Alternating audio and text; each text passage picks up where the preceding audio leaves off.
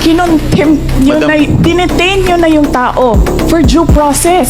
Sir, asaan ang explanation ng due process ninyo doon? Tinanong kita kanina, sino ang appointing authority? USEC ng ASEC. Anong sagot mo? Secretary. Hindi mo alam. Nakita kita, sumagot. Camera.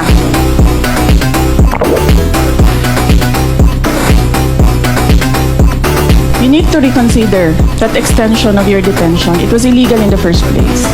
You asked the president why he accepted the resignation. Do not ask due process. I think the proper remedy is for you to go to the court. Do you really want to show the Filipino people kung anong kaalaman ninyo sa batas?